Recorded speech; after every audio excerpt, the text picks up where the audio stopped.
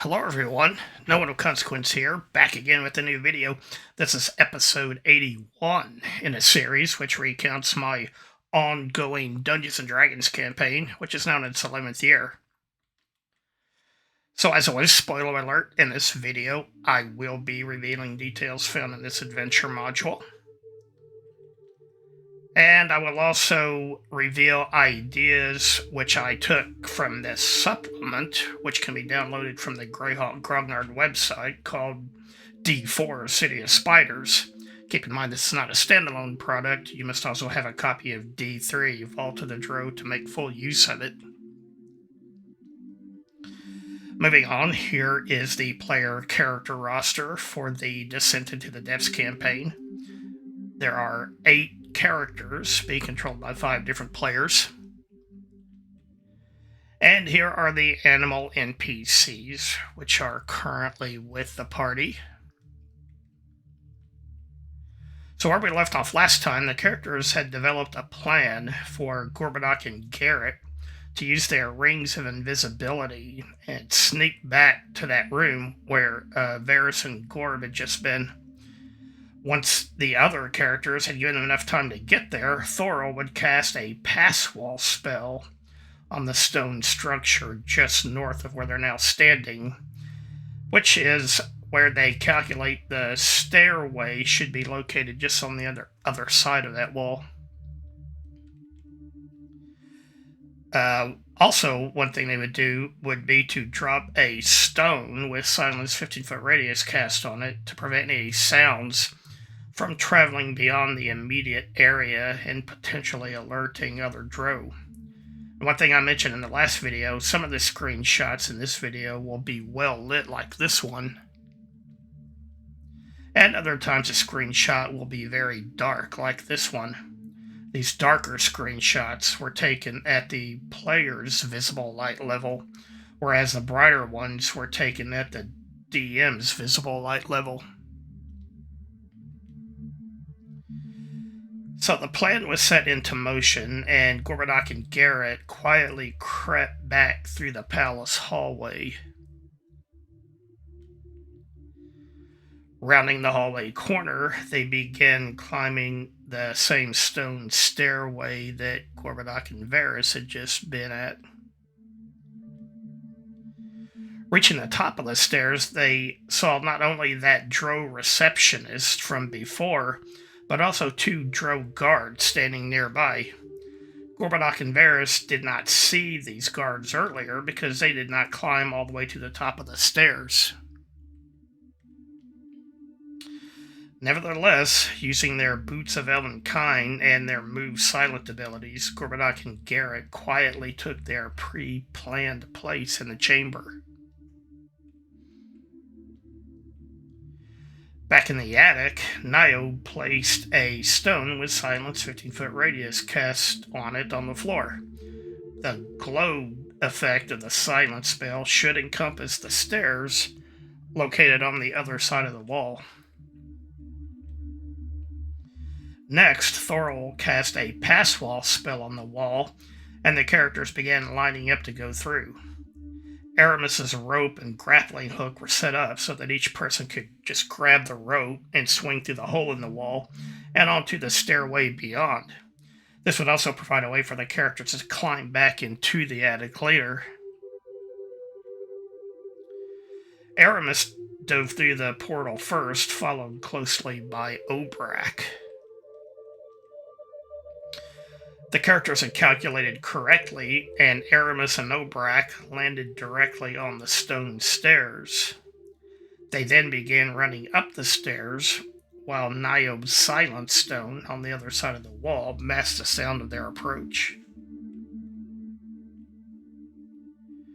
Obrak and Aramis reached the top of the stairs and ran into the room, while Varys, Spuds, and Thorol came through the pass wall portal next.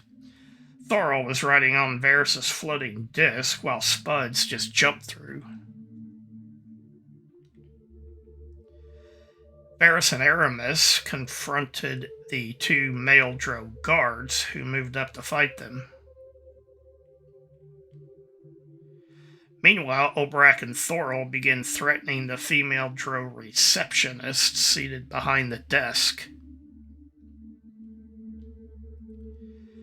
Garrett and Gorbadoc discovered another door in the far upper corner of the room. Ad, Niobe, and the Sergeant Major came in through the pass-wall portal. The two male Drow guards were quickly defeated, while Thorol attempted to question the female Drow. Nearby, Obrak menacingly brandished his warhammer to help encourage her to talk. Also, Gorbadoc told Garrett that the new door was locked and that his lockpicking skills were needed.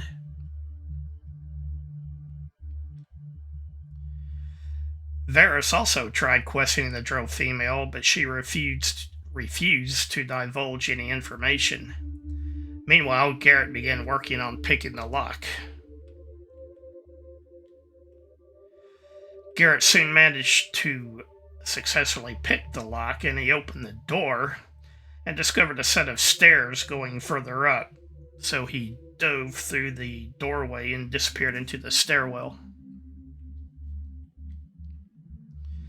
Obrak and Aramis grew impatient with the female Drow elf and gave her one last chance to talk.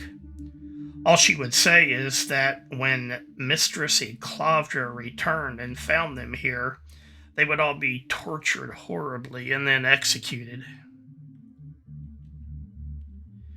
The characters finally just killed the Drow female and then tried to conceal all the bodies as best they could. Everyone then moved to follow Garrett up the stairwell. However, Obrak decided to stay back here and keep watch. The characters entered an opulent bedroom, which Garrett had already started to invisibly rifle through.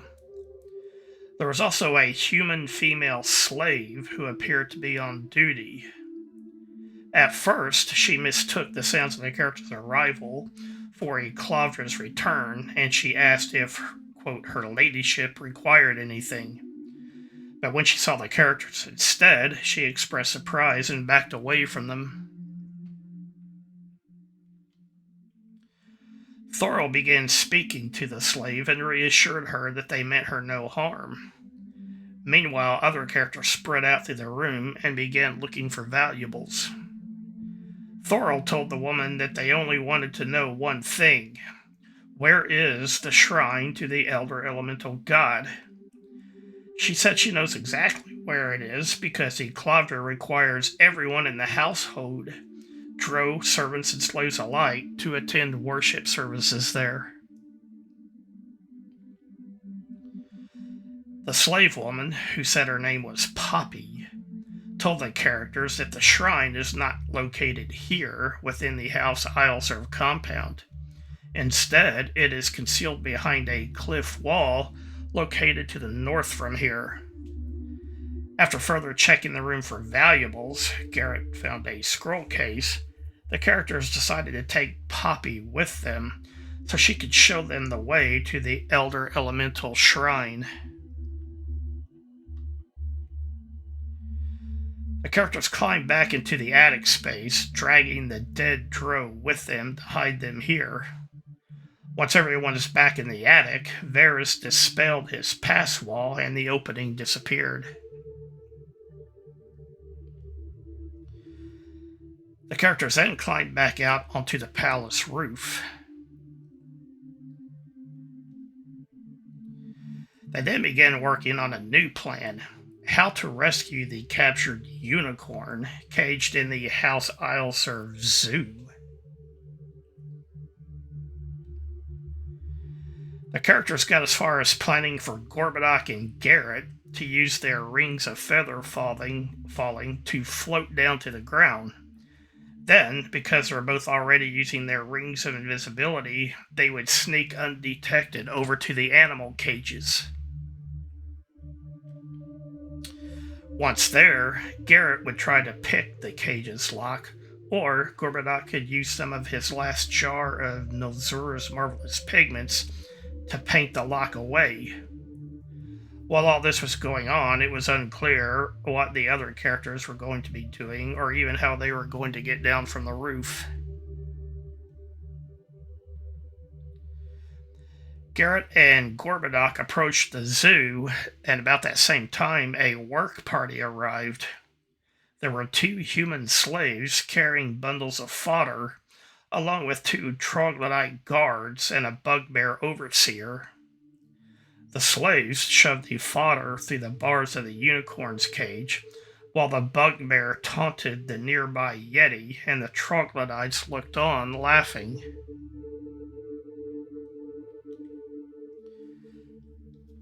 As the human slaves finished, the bugbear said they would now go get meat for the owlbear and the yeti. Gorbadoc then moved over to inspect the lock on the yeti's cage. Gorbadoc and Garrett then approached the unicorn and began speaking to it. Of course, they were still invisible, so the unicorn was initially very surprised to hear their voices. Just as an aside, unicorns do have the ability to teleport. However, this cage is magically sealed to keep it from escaping. Gorbadoc and Garrett quickly explained who they were, why they were here, and then offered to release the unicorn. The unicorn readily agreed to help the characters with their quest in return for its release.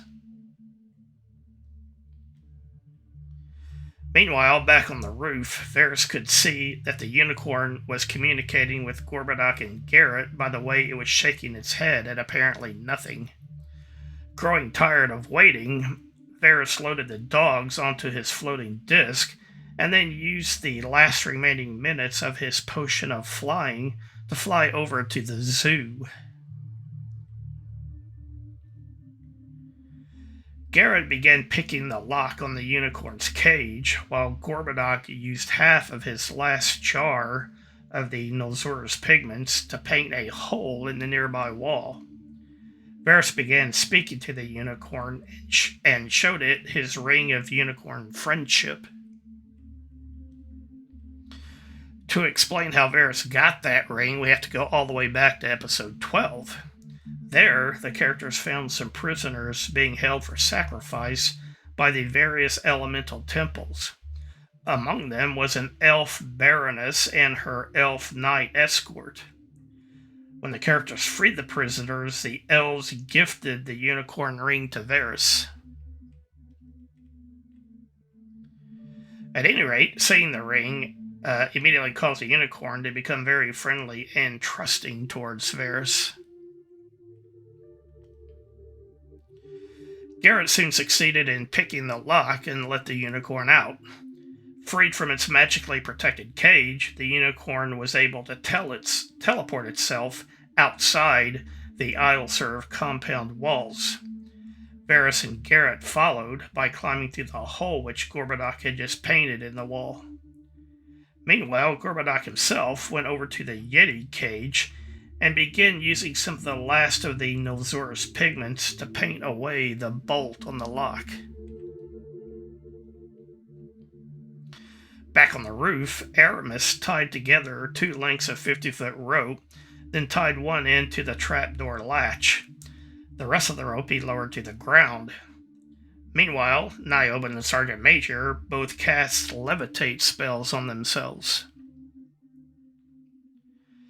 Thorol and Poppy used the rope to climb down from the roof. Niobe and the Sergeant Major levitated down, carrying Obrak and Aramis with them. Once everyone was safely on the ground, they all prepared to dash over to the zoo area, hopefully without being spotted by any guards or foot patrols. Alright, well that's all I have for now. If you enjoyed the video, please hit the like button. If you would please leave a comment, let me know what you think. If you haven't yet, please subscribe to the channel. If you know of a good place, please share the video. And anything you can do to help support the channel is appreciated. Thanks again. Bye for now. The greatest adventure is what